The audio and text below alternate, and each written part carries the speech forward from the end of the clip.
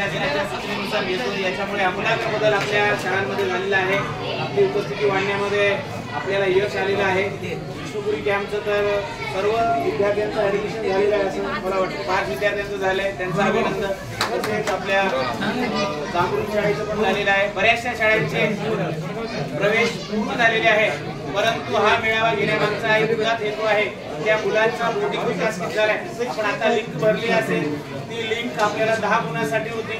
आपण आपलं ज्ञान चेक केलं तर बऱ्याच अंशी बऱ्याच शिक्षकांना 9 आणि 10 असे गुण मिळालेले आहेत। त्या सर्वांचं मनापासून अभिनंदन करतो। जे लिंक भरायचे राहिले त्यांना पुन्हा एकदा विनंती आहे की आपण ती लिंक भरायची आहे।